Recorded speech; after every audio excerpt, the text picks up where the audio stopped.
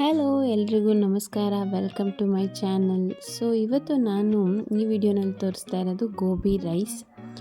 So ಇಲ್ಲಿ ನಾನು ಗೋಬಿ ಮಂಚೂರಿ ನನ್ನ ಹಳೆ ವಿಡಿಯೋದು ಅಂದರೆ ಲಾಸ್ಟ್ ವಿಡಿಯೋ ಗೋಬಿ ಮಂಚೂರಿ ಮಾಡಿ ತೋರಿಸ್ತಾ ಇದ್ದೀನಿ. ಸೊ ನಾನು ಹಿಂಗೆ ಹೋಟೆಲ್ಗೆ ಹೋದಾಗ ಗೋಬಿ ರೈಸ್ ತಿಂದಿದ್ದೆ. ಅಲ್ಲಿ ನನಗೆ ತುಂಬ ಇಷ್ಟ ಆಗೋಗಿತ್ತು ಗೋಬಿ ರೈಸ್. ಸೊ ಅದಕ್ಕೆ ಮನೇಲಿ ಟ್ರೈ ಮಾಡೋಣ ಅಂತ ಮಾಡ್ತಾಯಿದ್ದೆ, ಗೋಬಿ ಮಂಚೂರಿ ಮಾಡಿದ್ದೆ ಹೆಂಗೋ ಅಂತ. ಸೊ ಇಲ್ಲಿ ಫಸ್ಟು ಒಂದು ಪ್ಯಾನಿಗೆ ಎಣ್ಣೆ ಹಾಕ್ಕೊಂಡು ಸ್ವಲ್ಪ ಮೆಣಸಿನ್ಕಾಯಿ ಮತ್ತು ಉದ್ದುದಕ್ಕೆ ಹಚ್ಕೊಂಡಿರೋ ಈರುಳ್ಳಿನ ಫ್ರೈ ಮಾಡ್ತಾಯಿದ್ದೀನಿ.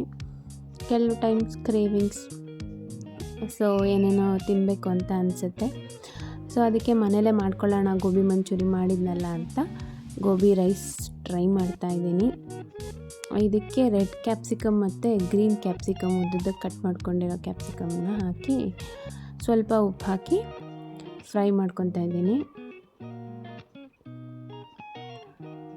ಸೊ ನಾವು ಬೇಕಂದ ತಕ್ಷಣ ಹೊರಗಡೆ ಹೋಗಿ ತಿನ್ಬೋದು, ಬಟ್ ಸ್ಟಿಲ್ ಮನೇಲಿ ಮಾಡ್ಕೊಂಡು ತಿನ್ನೋದು ಒಂಥರನೇ ಖುಷಿ ಅದು.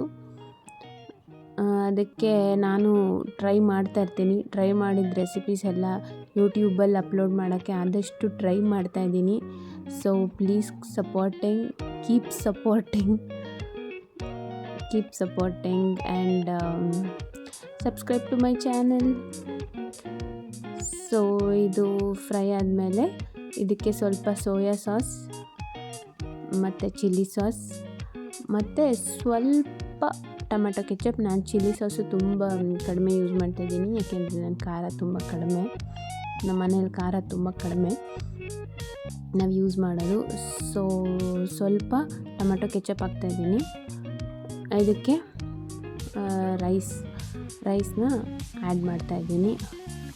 So as you all know, please like, share and subscribe and comment.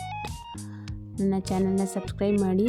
So ಇದು ರೈಸ್ ಹಾಕಿ ಮಿಕ್ಸ್ ಮಾಡಿ ಇದಕ್ಕೆ ಸ್ವಲ್ಪ ಸ್ಪ್ರಿಂಗ್ ಆನಿಯನ್ ಹಾಕಿದ್ರೆ ನಮ್ಮ ಗೋಬಿ ರೈಸ್ ರೆಡಿ ಆಯಿತು. ಸೊ ನನ್ನ ಗೋಬಿ ರೈಸ್ ಹೀಗೆ ರೆಡಿಯಾಗಿತ್ತು. ನೀವು ಮನೇಲಿ ಇದನ್ನು ಟ್ರೈ ಮಾಡ್ತೀರಾ? ಕಮೆಂಟ್ ಮಾಡಿ. ಚೆನ್ನಾಗಾಗಿತ್ತು, ಬಟ್ ಸ್ಟಿಲ್ ಹೋಟ್ಲಷ್ಟೊಂದು ಟೇಸ್ಟ್ ಇರಲಿಲ್ಲ ಅಂತ ಅನಿಸ್ತು ನನಗೆ. ಆ ಹೋಟ್ಲಲ್ಲಿ ತಿಂದು ನಾನು ತುಂಬ ಇಂಪ್ರೆಸ್ ಆಗಿಬಿಟ್ಟಿದ್ದೆ.